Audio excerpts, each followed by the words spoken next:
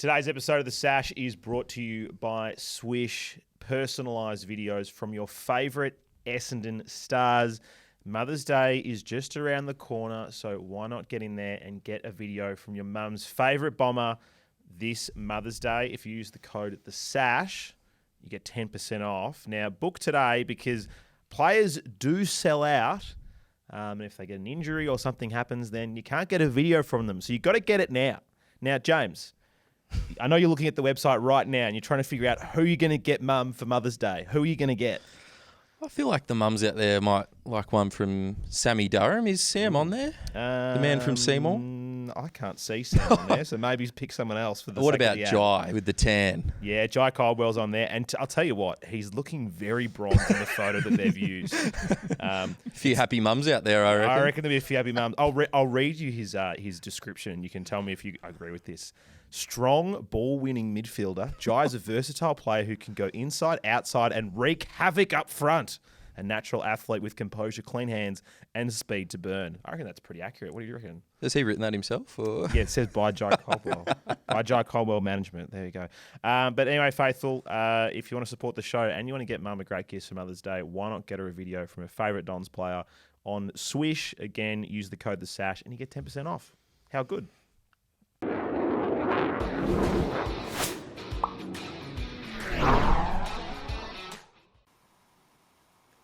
Welcome, Sash faithful, to another opposition preview. This is the Sash podcast, definitely not the official Essendon podcast. I'm your host, Jesse, and joining me tonight to preview our clash against North Melbourne is Marnie from Kanga TV. How are you, Marnie? I'm well, thanks, Jesse. How are you? Oh, I mean, all right. It's probably... I don't think it's any easier being an Essendon supporter as it is being a North Melbourne supporter at the moment. And we've been through some pretty tough years. It was a bit of an embarrassment over the weekend against the Pies. It was not probably an embarrassment, but a good representation, I would say, where the two lists are at, and a bit of a reality check for us. But other than the pouring rain and the fact that winter's on its way, I'm actually doing all right. Thanks for asking. That's good. I mean, I get it. I get the highs and lows of being an AFL supporter. I think we all go through them. Obviously, some more extreme than others. You and I, and probably specifically me, been through more lows in the last 2 or 3 seasons than highs. But I guess that's what makes the highs so much sweeter. And I'm very much looking forward to getting stuck into this one. I don't know if I'm delusional. I do get called delusional a lot in the AFL land, but I do think this is going to be a very, very interesting contest on Thursday night. So looking forward to seeing what we can make of it. Yeah. Well, we'll certainly get to breaking down the game a little later on. We do have a bit of a tradition here on the show, and for all those Sash listeners, we typically, for panelists on the show, like to get a bit of a breakdown as to what brought you to become a North Melbourne supporter. So why don't you just share a little bit of your story, Marnie, and how you unfortunately were bestowed the burden of being a North Melbourne supporter? Yeah, so it's a very simple story. My dad's a North supporter, diehard North supporter, as a lot of our good footy origin stories begin. He started taking me to the footy when I was about 6 or 7, and it's ironic that in the first probably 2 years, I went to about 8 or 9 games and North didn't win a game. And I'll never forget, we played Fremantle at the MCG in a Heritage Round game. I don't know how that all comes to be, but I did. And we lost by a point. And I stood outside the MCG and I cried to my dad. And I just said, why don't they want to win a game for me? I hate this. I just want to win. And he said, I will just give me one more chance. The next game I take you to, I promise they'll win. And if they don't, we never have to come back. And that game was against Carlton. It was the end of 2002, 2003, I want to say, when Carlton was like rock bottom of the ladder. And we went out and pumped them by 124 points. And I was hooked ever since. And I grew up to combine my love for football and for journalism. And I started a blog in 2011 when I was in high school called The North Melbourne Opinion, with the aim to get some writing experience under my belt to hopefully launch a career in journalism, which I did get the journalism career. It didn't last very long. I hated it, but I always kept up the North stuff on the side. I moved on from my own blog to do some writing for some other websites, and I started doing a bit of podcasting, and I've kept that up for the past over 10 years. And in 2024, the start of 2024, I joined Besties Footy, for those who have seen it across socials, and I also joined Further North, the podcast, and joined as the co-host of the show. And I found it really fulfilling and I loved it, but I just felt like I needed a little bit more. So I made the decision at the end of last year to quit my corporate job in communications, to launch Kanga TV, and to just give it all I had for 12 months. I just got an admin job on the side, and I haven't really looked back. It's really taken off. It's been a crazy 6.5 months, but I wouldn't have had it any other way. And I'm so fortunate. It's not an official media outlet or media resource. It's a fan channel with the YouTube channel at its heart. There's plenty of North podcasts. They all do a great job. So I wanted to do something a bit different. And it extends to socials. So mainly Twitter and Instagram as well. And I'm very lucky. I've grown up really involved with the club. Like I said, my dad's a really, really passionate supporter, and that's really been passed on to me. And North being a smaller club, it is quite accessible. I know some clubs, they only have open training sessions like once a fortnight, once every 3 weeks, but just about all North training sessions are open to the public, and you can go down. And I've been able to really build some strong relationships with the players, and a lot of them have been the first ones to jump on board and support me. I've interviewed a handful of them. Quite a few of them have modelled my little caps for me as well. And just about anything I ask, they're more than happy to do. And I think it's just important to remember at the end of the day, players are just people when push comes to shove, like you and I. And if you treat them with kindness and respect, even in times when you criticise them, and part of this job is to criticise them, if you do it in a way that is still respectful and tasteful, they will always have time of day for you. And I think that's really been a key part in me being able to grow the channel at the speed that I have, and with the quality of content behind me as well. Nice. Oh, that's a great story there, Marnie. And I love the merch. I'm loving the hat. How do you go with selling the merch? I know our merch is pretty popular. Do you just do the hats, or do you do other merch as well? Just the hats at the moment. They are on like a limited drop. So I drop them. You have a week to get your order in, and that's it. It's just a way to manage the demand at the start. It's always really hard to know. I would never think that people would want to buy my caps. And the demand is really high and really consistent. So that's a really, really flattering thing. And I do really appreciate everyone who does want to support the channel in that way. So hopefully, there'll be more merch and more of it to come in the future as well. Nice. Well, I know we're super keen on the stubby holders that we've been waiting about 6.5 years for. So I believe they're about to drop faithful. So obviously drink responsibly, but you can always hit us up for a couple of those. Let's steer our attention to the season so far. Let's do a bit of a recap on how North has gone, and sitting in a fairly familiar place at 17th spot on the ladder. 1-6 to start the season. I felt like it was a pretty promising start for you guys. You had a fairly narrow loss to the Bulldogs, who are proving to be quite a solid team. I think there was only maybe a couple of 2 or 3 goals in that game. And then round 2, you had your first win of the season, which would have been super exciting. Probably it's been a few years where you've won in the opening few rounds, and that was a solid win against a pretty lackluster Melbourne. Pretty competitive early. You've had a rough month. You've had some pretty tough teams that you've come up against, some big losses to the Crows, the Swans, the Suns, and then, funnily enough, your Blues that you smashed back in 2002 gave you guys a bit of a whipping, and then a narrow loss to Port Adelaide over the weekend. So, how have you viewed the season so far? Look, it's really hard, I think, to nail down what the season has been so far for North Melbourne. I would say overall, coming into the season, there was a very, very good vibe around North. The preseason form was great. The hype coming from the club internally was great. And I think we started the season, like you said, quite strongly. We put on a pretty brave performance against the Bulldogs. And albeit they had a string of stars missing from their lineup, but I do think we were quite competitive. And if it wasn't for our inaccuracy early, and if it wasn't for their blitz, they had a bit of a blitz in the opening 5 minutes of the last quarter. The game was pretty much even if you take away those two things.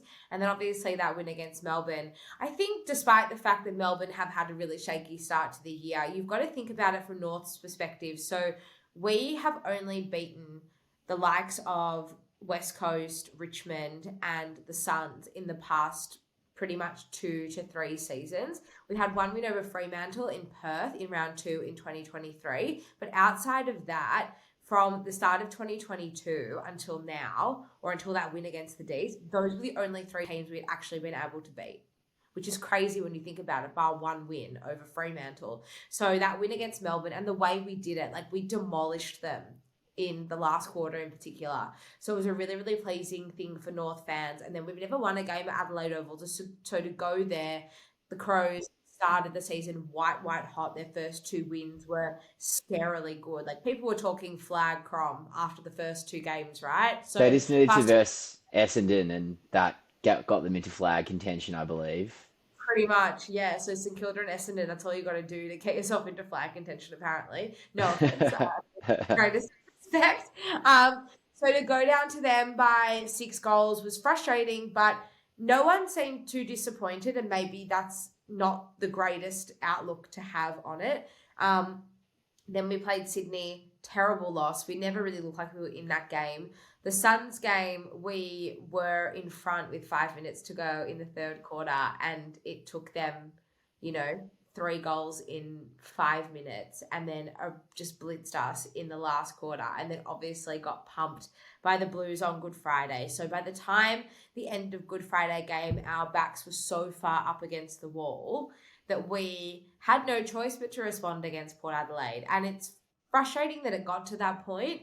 And while I am happy that we were able to dig deep and find something, and it was a fairly gritty and resilient performance from, for majority of the game, it is still frustrating to sit here, and it feels like those 3 weeks set us back, almost back to last season, because I felt bad that we didn't win the game, and I felt guilty that I wasn't happy with the effort that we showed against Port Adelaide. I think we're at this point now where we need to stop accepting promise, and we need to start turning it into 4 points. And that's the only way this club is ever going to be able to develop and grow mentally, and then also start to transition up the ladder. Yeah, it's interesting. Culture, winning culture and losing culture is such a spoken about thing in sport. And I mean, a lot of what drives people is mindset and belief. And it seems that clubs that are in a position that North are in, you just struggle to have that mental resilience, and it's hard to build that culturally without getting wins. And it's a double-edged sword, because to get the confidence you need to get the wins, but without getting the wins you don't have the confidence. Look, with North, the way that I see it, you're still quite a young list, and I understand that that's probably a bit of a cop-out. Maybe North supporters wouldn't agree with me because you've been waiting for so long, and I do think that there's still probably an over-reliance on some of your younger players to really step up, and then a reliance on quite a number of more senior players like LDU and so on to really step up and play standout games every game. But I just don't think that there's enough support and maturity in your list to be able to put together that 4-quarter performance. And it's something that Essendon's seeing as well. You can match it with good teams for a certain period of time, but once they really put their foot on the gas, you can see those big blowouts occur. And that was something that we saw over the weekend with Collingwood. We got blown out in the first quarter. They kicked 4 or 5 goals. We've had really bad first quarters. And if there's any way that you guys are going to jump us this weekend, I believe it's 135 points to 87 or something along those lines that we've conceded / scored against in first quarters. Digressing from that, though, yeah, I mean, I think it's just a simple story of the team in general just not having enough experience and belief, and that's typically what you do see in those younger and more experienced lists. Yeah, it's so interesting when you're just talking about that. I watched the game on Friday. I feel like Essendon and North, their trajectory in a game and the way their game goes is almost identical. North has not won a first quarter so far this season. Our best quarters have been the second and third quarters, and we saw Yeah. that for Essendon on Friday as well. And I Mm. actually thought Essendon's probably more so the third quarter in particular is probably some of the best footy I think I've seen from the Bombers, because you sit 3-3 with a game in hand. But I don't think any of those wins, bar maybe the comeback against West Coast, despite the opposition and despite where they sit on the ladder, in game they were extremely threatening and they came out of the blocks early and just smashed you from the start. And it was a really well fought back win in the end. But I would say that on performance and on general football play, the most impressive football I think the Bombers have shown so far this year was probably in the middle of that Anzac Day game. And then Collingwood got over the top, which they so often do. They are a side that really can build as the game goes on when needed and sustain it for 4 quarters. They're so fit and they're such a well-oiled machine at this stage. So I feel like for North, our game is pretty much exactly the same. We have been able in last quarters to show a little bit of fight back. We did it against the Bulldogs after they had their opening 10-minute blitz.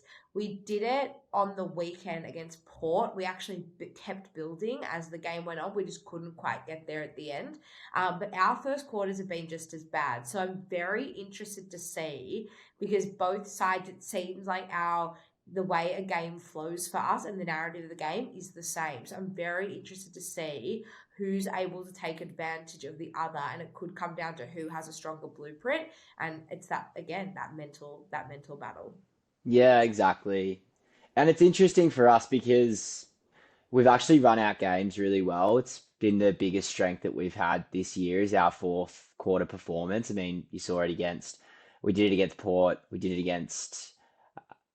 we also did it against West Coast. But for some reason, Collingwood, I mean, a big part of it is the mental side as well. And the grip hold that Collingwood has over you mentally, there's just star power everywhere. And I mean, I was looking at the numbers over the weekend and some of the performances of their players. I mean, there was not a single one of their elite players that didn't play really, really well. And albeit the scoreboard flattered Collingwood, I truly believe there was 4 junk time goals kicked. You know, we put the cue in the rack. It was done. They took advantage of it and they blew it out. But for the majority of the game, it was really only 2-3 goals in it. And all of that compounding, and you've got Pendlebury getting over 30, Sidebottom getting over 30, Dacos getting over 30, Nick Dacos getting over 30. I mean, these are the genuine stars of the competition, and we did really, really well to match it with them.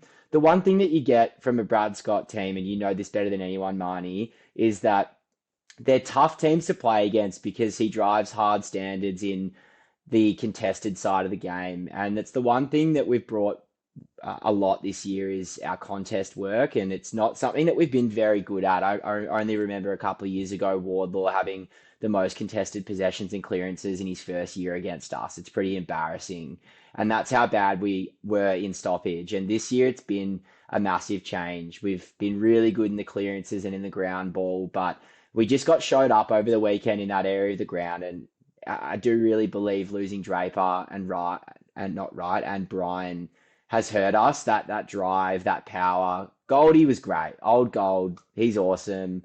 He had an awesome game, but it's just not the same when you have a 27-year-old in there who's in the prime of his career. He's super fit, he's super strong.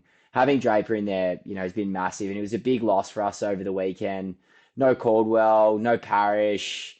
For the midfield that we had to only really lose by that margin, there's not many supporters out there that were expecting a win, but I think we do take a lot of positives out of that game. There's a lot of players, particularly our younger players, that stood up, and it's kind of been the story of the year so far. Our senior players haven't really been as influential as, obviously Merritt and Draper, they've been probably our best players all year, and Caldwell, he's still on the younger side, but, players like Archie Roberts for the third week in a row having mid-20 disposals in his 10th, 11th game. Zach Reed finally getting on the park and getting in the coaches' votes on Anzac Day. This is a guy that we were questioning. I think Rowan Connolly was on a different Essendon podcast saying that, we need to send him to the glue factory only 3 or 4 weeks ago. And, to have him playing, Perkins getting a little bit better. There's other players that we can talk of, like Nate Caddy having 5 shots on goal in the second half became a real factor in the game. There is that excitement, and I feel like this is, again, something that you could relate to. When you know that you're not really in contention, the only thing that you really are trying to look for is a resemblance of a game plan that's being formed, a blueprint, as you said, and just enjoying seeing the development of your young players and seeing if they are actually going to get to that next level. Yeah, 100%. From a game plan perspective, it's been really hard to kind of identify what we're trying to do and where we look our most dangerous. North Ball is something that's been spoken about for the past sort of 18 months.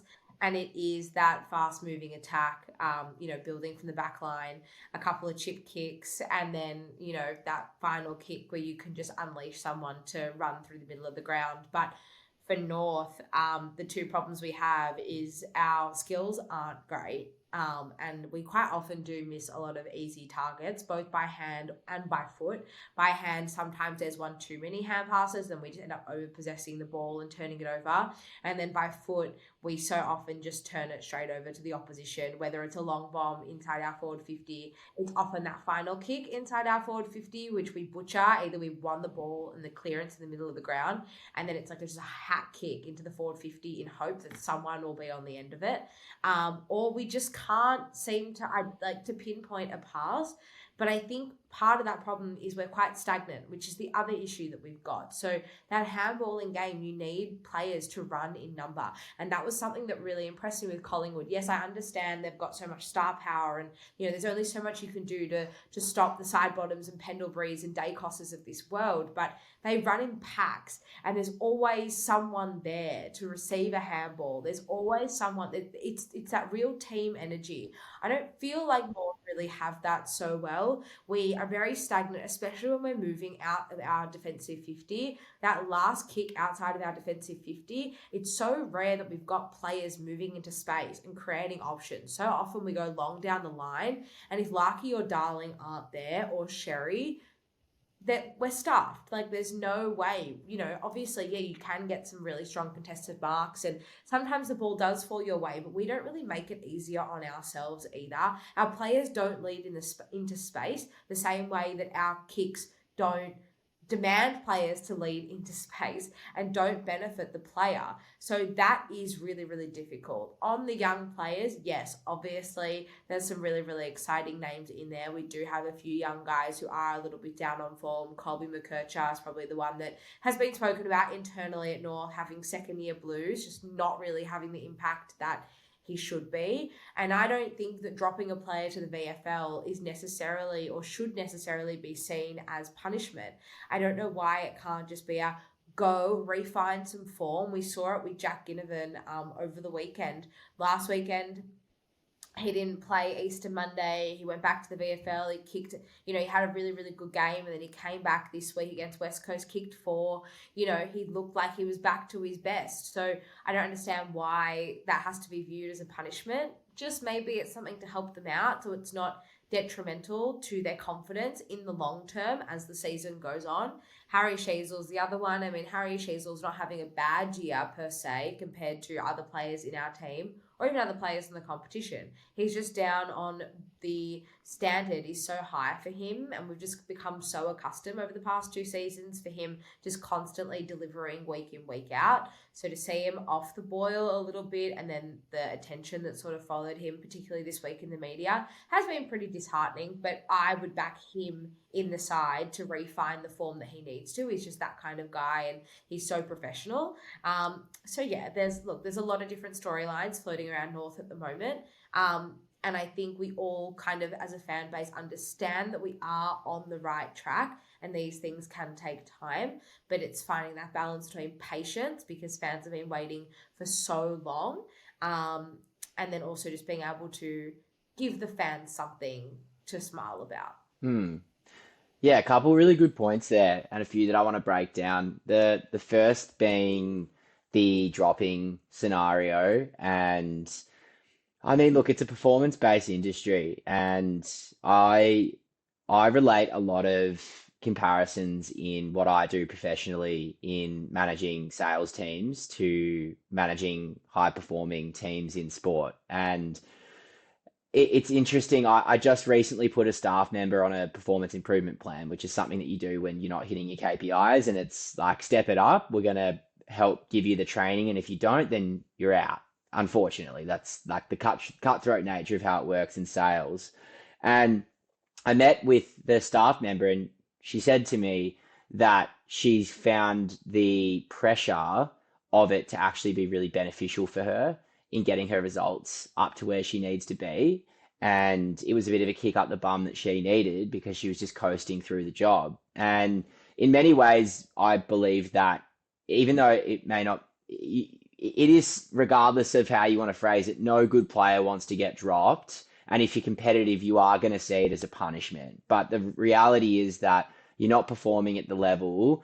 And until you carry the standards that we require of you at this level and you contribute, then we're going to have someone else, we're going to find someone else to do that for us. And I actually don't think that it's something that is utilized enough these days. I feel like people are too soft in the way they're raised, firstly, which creates a generation, particularly, our generation, we seem like we're around the same age, of, entitled kids or young adults that have never really been given the stick, and they've been given the carrot their entire life. And I feel like coaches at the moment are actually gripping with understanding how to manage players in that environment. But the one thing that I've come to understand through just having a lot of involvement in professional sporting environments, my not me personally, but my dad played high level soccer in Australia for a lot of his life, did a lot of coaching. So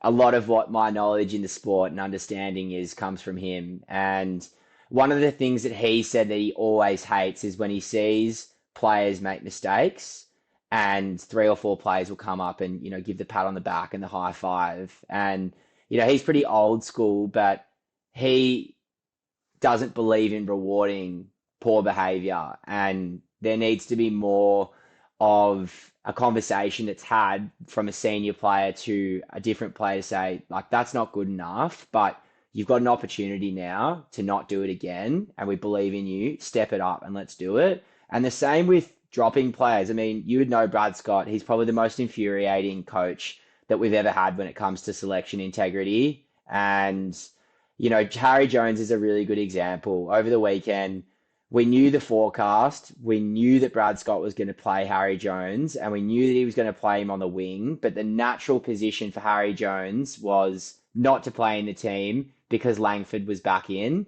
and it should have been a straight swap for him. But we knew, because Brad's got his favourites, and it's not really his favourites. I'm a big believer that Brad's philosophy is, I have my team, and I'm going to stick with my team for as long as possible until there's an injury, because this is how we've set up in the preseason, and I've given you the trust that you deserve. And you really have to stuff up for over a month or so in order for me to drop you. And I can understand the ethos behind that, but when do you ever see a player get dropped and then come back and not play well? It just doesn't happen. And it's the same with the performance improvement plan at work. So if Colby needs to be dropped, then I mean, do you think he'll play this week? I do think he'll play this week. I think there's a few other changes that will happen with the side naturally, just due to circumstance. And there's other players there that do need to be dropped.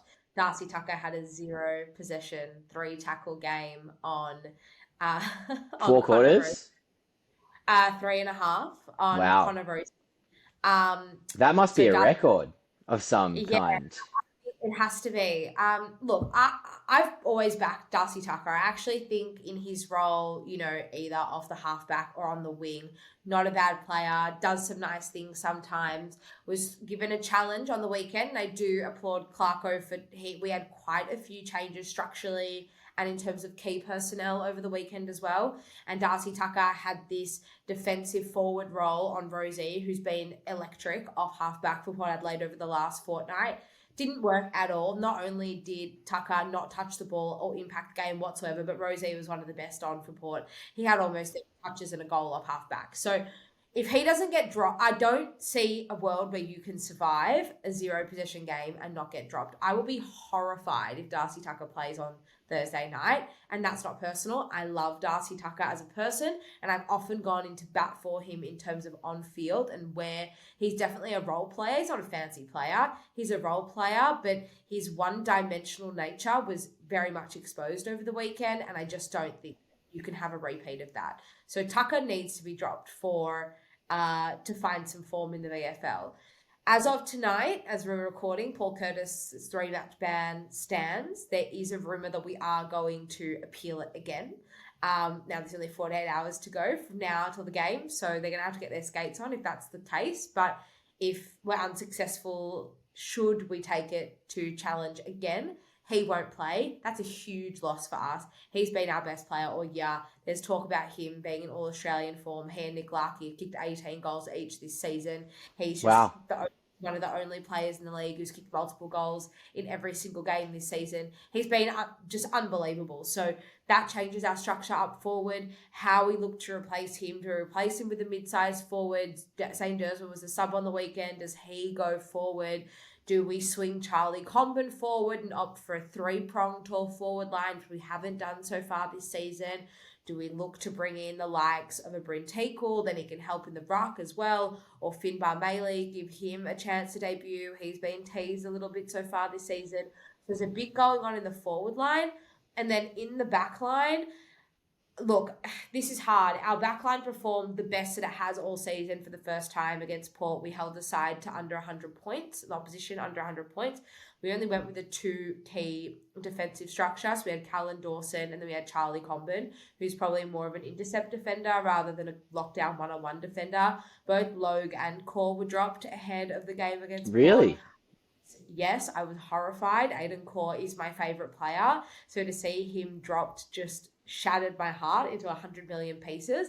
And it takes a lot for me to say that the back line did look the best that it had looked. Our small defenders were great. Luke McDonald was really good. Jackson Archer was back in the side. You forget what a massive impact he has had on our back line over the past 12 months. And then Riley Hardiman, it was his first full game of the season. He's 4th full AFL game, and he was awesome off halfback. He gave us that 2-way running we really needed. He's a really, really hard line running defender. He can also lock down when needed. So the small defenders are functioning well. Matchup wise, Essendon have 3 tall forwards or 2 tall forwards in Langford. Core has done a great job on Langford in the past. I wonder if they opt to bring him back for this game. I've heard a rumour that it'll come through the VFL and that neither of them will play. So whether it's neither of them going to play against Essendon. Is that the rumour that you've heard? Well, that's the rumour. So the rumour that I've heard, and it was reported by John Ralph today, that both players would come back through the VFL. I wonder if someone like Luke McDonald or Jackson Archer will get the job on Langford, and then you've got Callan Dawson on Peter Wright, and then I guess it would leave Nate Caddy to play Charlie Comben to take Nate Caddy. I think it would be negligent from us to do that because I think that Charlie Comben likes the freedom, and that's usually why we play 3 tall defenders, and I just think that Essendon will pinpoint the mismatch and that player will have a day out. but I'm not the coach, and our backline did look quite good on the weekend, but that also relies on pressure coming higher up the field, which we haven't really had a lot of so far this season. So many moving parts, and a long way of me answering your question in the fact that I don't think Colby McKercher will get dropped this weekend. I'd be surprised if he did get dropped, especially because our VFL team is playing quite well. We've had a really, really good start to the season, so it suggests that there's depth there and there's room to shuffle the magnets where needed. But I think there's quite a few issues in terms of structure further out that we need to address before we hone in on someone like a Colby McKercher and whether he does play or not. Yeah. Well, two things there. You aren't the coach, but it sounds like you could very well be the coach based on your breakdown there, Marnie. And secondly, I think you're in a lot of trouble because 2 Meter Peter is back and he loves playing at Marvel under the roof where there's no wind, there's no rain, and I have a feeling he's going to have a day out over the weekend. He's in some seriously good form. Even in the rain last week, he was good. Yeah, he was And that is really, when you see Peter throwing his body around, that's when you know you're in trouble. He's generally like a cat near water when it comes to a contest, and he's been really good. It was not expected. We'd all put a massive line through Peter. He was back on the trade table for all of us, and it seems like the curse at Essendon, there's a few, but the curse at Essendon is you give someone a long contract and they become terrible or they just can't get on the park, and we're seeing the same thing with Parrish at the moment. But by God, it's good to see Peter back, and I'm not too sure who that person was that you said would be the direct matchup on him. I haven't heard of that individual, but is he a big unit that could run with Peter? So it's Callan Dawson. Oh, yeah, Callan sorry, I know Callan Dawson. selection in the 2022 mid-season draft. He's only played like a handful of games. He was a mature age recruit, and physically he'd probably be, if not Toby Pink, I don't think Toby Pink would play, but Cal's probably the one at the moment that I could think of that would get the job. Our other issue with our key defenders is they all play taller than they are. I don't think any of our key defenders are over 200 centimetres. So, I mean, that as well is a bit of an issue.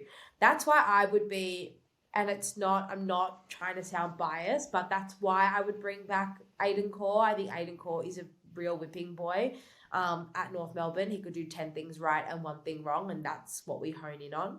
It's not to say that there's no room for improvement. He's not perfect, and all players, especially when your team is 17th on the ladder, you've got to put question marks around a lot of your players.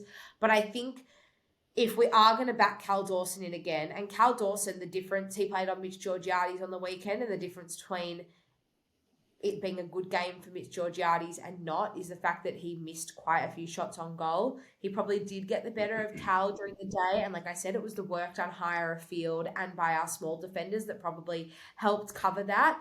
And I just don't think that we can rely on the team defensive pressure to be the reason that we are able to stop Essendon's forwards, because we haven't seen it all for pretty much all year. We have very little defensive blueprint in our game plan, and we are definitely a hard attacking side. So if I was the coach, that's one thing I would really be thinking about, because we know that Core can play on Langdon and do it well. Not Langdon, Langford, sorry. He shut down Langford last year completely out of the game we played. So I would probably do that again. At least there's one player that definitely will be looked after, and that leaves Dawson, if it is Dawson, to focus on Peter Wright, and then you take a chance with Nate Caddy. You let Charlie Comben play on him, not strong one-on-one, but he's a strong aerial mark. He's a great interceptor. And that's probably what my gut says that's what we should go for. But like I said, we won't know until tomorrow, and anything really can happen. But at this stage, the word is that Logue and Core won't play. Okay. So we'll see what happens. All right, well, good intel. And just for all of you out there who don't know already, Thursday night fixture, Marvel Stadium, the home of footy, 7:30 p.m. Now, let's talk old gold and the young calf in Tristan Sherry hasn't been the start to the season that maybe some North and footy pundits would have hoped for. He did have a couple of really good games to start the year, but has been a little quiet. I have a feeling he's holding a bit of an injury. It seems like he's playing. He just doesn't have that full confidence in his body because he is a genuine machine. I've seen him play and he's just a monster. He's proper Aaron Sanderland's areas just with his physicality. But he's better below his knees and he's got really good disposal for a big guy. I mean, there's no surprises. He was all Australian last year, wasn't he? Do I have that right, or did he just miss out? He missed out, unfortunately. Probably Which is very stiff. well. Very stiff. I do really believe he was the best ruck in it last year. But let's talk Old Gold versus Cherry because Old Gold was pretty good over the weekend, and I'm sure he holds a pretty soft spot in your heart. I want to talk to converted Kangas, and that is Ben Mackay and Old Gold. We'll start with Old Gold, and I don't know if you watched much of him over the weekend, but just firstly, your general thoughts on Old Gold and how are you feeling about that contest over the weekend? I feel like you'd probably be licking your lips over the idea of Sherry being up against a 47-year-old. I did watch Goldie on Friday. I thought he was excellent. I thought in the ruck contests in particular, he pretty much matched Cameron. And Darcy Cameron's taken some big strides over the past, He's been definitely good. this season, even late last season as well. But I'm pretty sure Goldie had about 35 hitouts to Cameron. I think it was about 39-40. So not much difference there. Look, he obviously does labour around the ground, and that just comes with being at the tail end of his career. It's very interesting when you talk about Sherry. He had a really strong start to the season, and then in round 3, he seemed to acquire a minor hamstring injury, soreness. I don't know what it was, but He he kept played grabbing at it. I remember seeing it was against Adelaide, right? And he kept just grabbing at it. happened in round 3, Adelaide Oval. Didn't really look the same after the first quarter of that game. And it seems like we've picked him up again at Adelaide Oval and we were back there over the weekend because he was one of our best on Saturday against Port Adelaide. It's not what I want to hear, Marnie. It's not what I want to hear. And yeah, so he was definitely within our best between him, Parker, and George Wardlaw. They were not George and Paul Curtis. They're probably our best players over the weekend. So definitely seems like whatever was going on with Sherry's sort of been able to shake it, and hopefully, he's back to his best on Thursday night. When he was playing as the second fiddle to Todd Goldstein, I have to say I was one of many North fans who just never, ever saw anything in Sherry, and I couldn't believe when we just let Goldie walk at the end of 2023, but it turns out it was sort of the best thing for Sherry. It's kind of like he had the ghost of Goldie sort of alleviated off him, and he could just kind of come into his own and be his own player. And look, Goldie, I have no doubt, he's obviously third in the pecking order in terms of ruck stocks at Essendon, but I don't think you can really put a price on the experience and the value that he would probably add to a young side. He was one of the best players in his position for over a decade at North, and maybe wasn't even recognised at the time. But he was an All-Australian. He was the best and fairest winner. He's the all-time hit-outs record in the competition.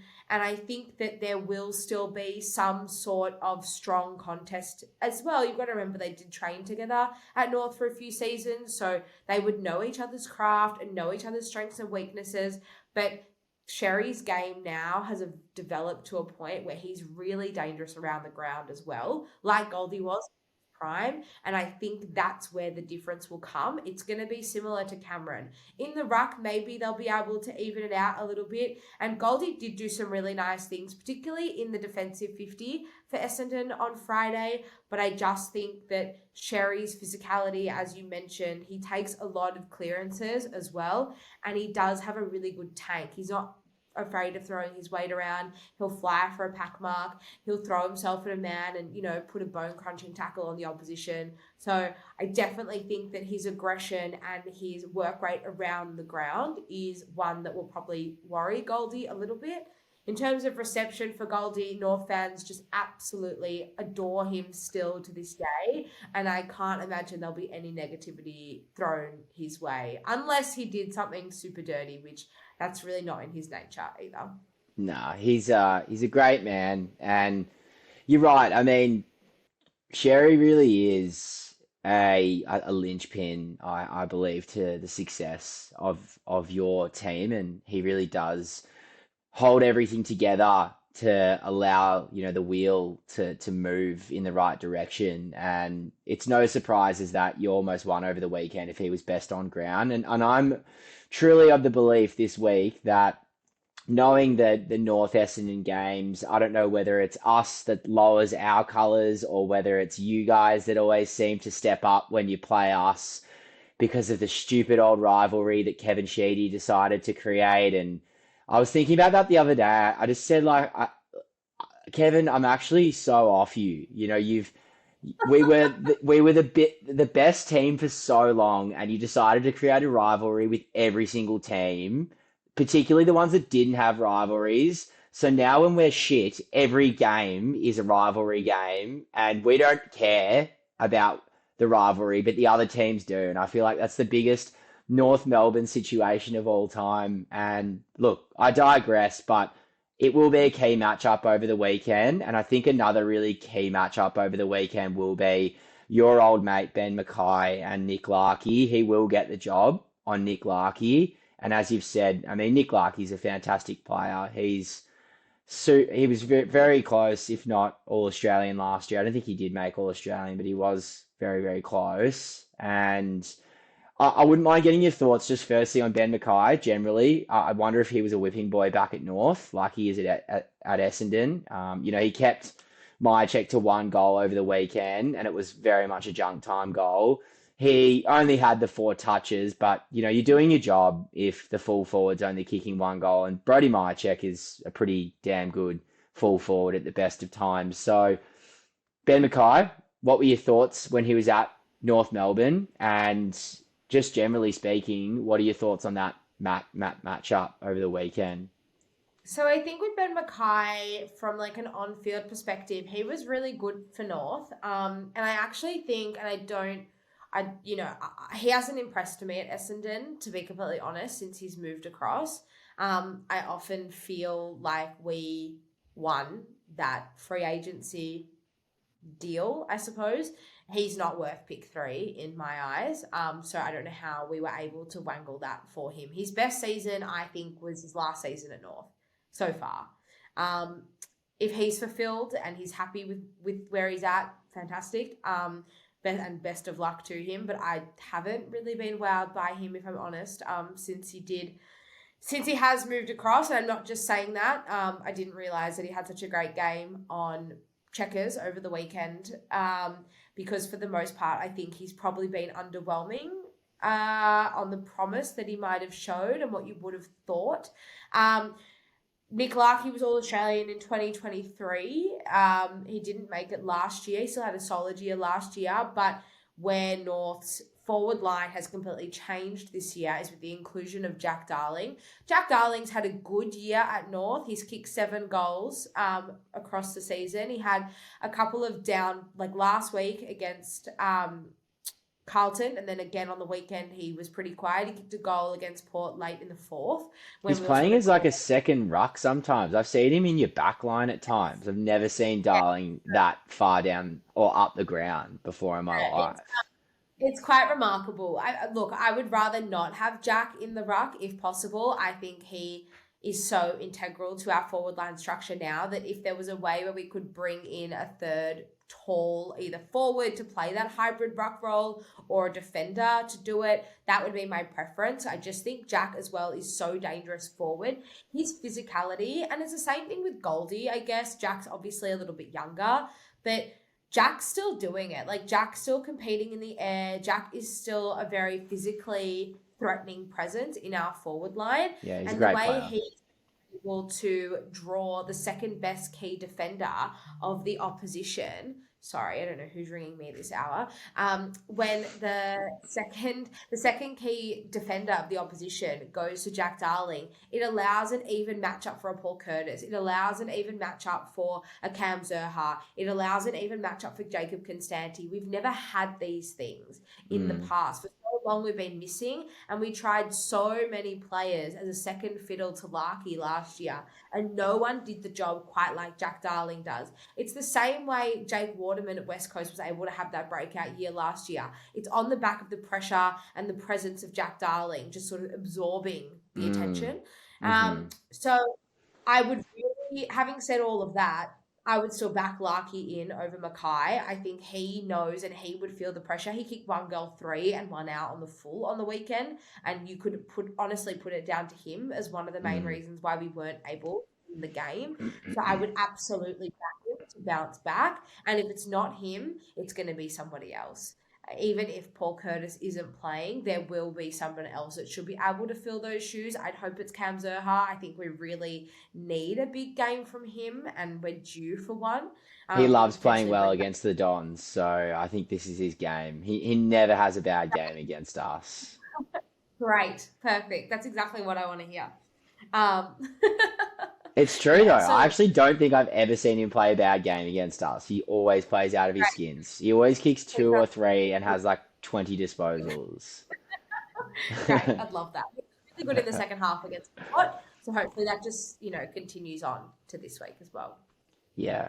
He's very Stringer-esque, I feel, Zerha. He's such a similar player. Probably doesn't have the same freakish ability. That his ceiling is probably not as high as Jake's, but his ability to impact games and switch a game is similar to Jake Stringer. And also the frustration of just how in and out of games he can be would also be a frustration, I can imagine. It is, yeah. And he signed a big 5-year deal at the end of last year. There was questions, will he go, won't he? He ended up committing to the club, and I think that he probably now needs to repay it to the club and kind of prove the worth of the 5-year deal. I would definitely agree with that assessment. I think a lot of people would compare his game to Stringer, but I would say Stringer's probably the better player of the two at this point anyway. He's probably got way more credits in the bank. But hopefully, another Cam Zerha legacy game is right around the corner.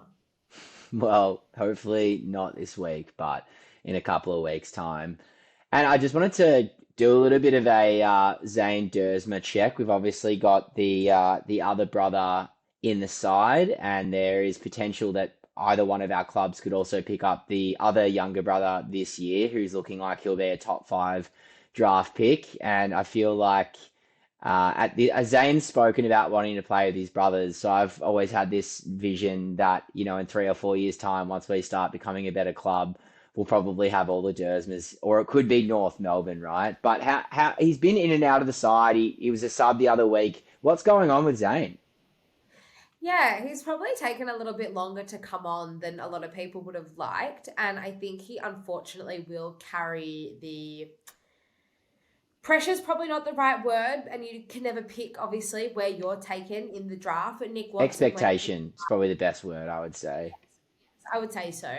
Nick Watson was taken with pick 5. Dersma was taken with pick 4. Nick Watson is exactly the kind of player North probably did need. And I think there's a lot of comparison. I think a lot of North fans are a little bit stung by the fact that Nick Watson's obviously had the immediate impact that he has had on Hawthorn and on the competition. He's a freak. He's a genuine freak. So I'd be salty as well. Yeah, and look, it's no disrespect to Zane. He's done some nice things. He's played more in the midfield this year rather than playing that traditional role. His ceiling is really high, and he does have the ability to do some really, really nice things. We just haven't really seen it from him. I don't think he should have been the sub on the weekend. He was really good against the Suns. He kicked a couple of goals. I think he deserved to have a starting position, and we may see that this weekend, or on Thursday night, I should say. Should Paul Curtis not play, I think that is one thing we could potentially see. I think he's just someone that needs time to grow into the game at the moment. And he's probably, like I said, hasn't had the immediate impact we might have liked. It's not to say he'll never get there. He showed plenty of promise last year, and he's done some nice things already in the few games that he's played this year. But as a whole and as like a one statement, probably a little bit underwhelming for most North fans at this stage. Well, on the other end, Xavier Dersma has been actually really good this year. He was pretty quiet over the weekend. I don't know if you saw the absolute bamboozling that he got in the last 5 minutes of the game that we had against, I forget who we versed the previous week, but West Coast, and Matt Flynn Dersma was running back with the fly, and just ran straight into Flynn jumping and catapulting his knee into his ribs, and he was on the deck for ages and didn't come back on the ground. And it just looked like last week he was probably playing a little bit sore. I could imagine. I've had bruised ribs playing football, and it lasts for half the season, and it's a bit disappointing because he was really showing that dare and that promise that we had been wanting to see out of him as a player. I mean, they're a great footy family, so I hope, just for the fact that the two brothers might be able to play on each other over the weekend, they chuck Zane Dersma on the wing for a little while and they go mono-e-mono. Maybe. I mean, stranger things have happened. It wouldn't surprise me. I'd love to see that as well. Yeah. Well, to wrap things up, Mons, thanks. I know it's been a pretty lengthy show, but nonetheless, we always end with some predictions. So give me your winner and the margin, your leading goal kicker, and then your best on ground. I can't come on an opposition podcast and not tip my own team. I think that would be just, whether it's right or wrong, I don't know. But all we ask for is honesty on this pod, Marnie. So regardless of whether you're on the pod, you have to always tip your own team. So what are you going for? Yeah, this is why I don't do footy tipping, because I've North. So I'll go North. I'll say 10 points. Like you said, the past few seasons, Jesse, we've had quite a few close encounters. We actually haven't beaten Essendon since 2016. I know. I was reading that today. What's that? 9 years. And Brad Scott was the coach at the time. Yes, and that was the year you had a bunch of top-up players. Is that correct? I have eliminated it from my memory. It's a suppressed memory of mine, so I can't actually recall. But I do think that you are correct. That was the top-up year. I'm pretty sure the way the game went is North actually, and I totally forgot about this game. North got out to like a 9 or 10 goal lead at halftime, and then we put the cue in the rack. And I'm pretty sure Essendon only lost the game by about 14 points. And at the end of the game, Bombers fans were cheering the boys off, and North fans, I think, were horrified. I don't think it was a win. A very good win. See, it's been a long, long time. It's probably been since the semi-final against us that you've had a good win. Or was it the elimination final against us? If it was a semi-final, it would have meant you probably would have won. Correct, exactly. That's why I remembered that we haven't actually achieved a semi-final for a long time. All right, and leading goal kicker? Leading goal kicker, I'll go Nick Larkey. I'll back Nick Larkey to have a really big game back. Or maybe he and Curtis, him and Zerha. Curtis probably won't play. I'll go tie. I'll go each of them to kick 4 apiece. There you go. Okay, that's big. And best on ground? Harry Sheasel. Nice. I'm going to give Harry a bit of love. I think he needs it after the belting he's copped in the media over the past 48 hours. So let's go best on ground for Shees, 4 for each, Zerha and Larkey, and North to win by 10 goals. 10 points. Oh my God, it's late. It's very hard to not get best on if Zerha's kicking 4. I reckon he's probably best on because he's going to at least have 22, 23 if he does that. But we will see what happens. Look, thank you so much for coming on the show, Marnie. Let's hope that we all have something to cheer about, but ultimately the Red and Black do leave the stadiums with their head held high. It's been a pleasure getting to know you on the show, and yeah, all the best for the rest of the year. Just as a bit of a plug, where can the faithful and the listeners find you? Thanks, Jesse, for having me. It's been a pleasure. You can find me Kanga TV show on YouTube, Instagram, X, Facebook. That's all the socials, and floating around the ground for anyone who goes to North games as well. Yeah, and there's a tent, I think, outside of Arden Street that you sleep in every now and then. Isn't that right? Well, my way to find out. Come down and see it for yourself. Well, thanks, Marnie, and go Dons. Thank you.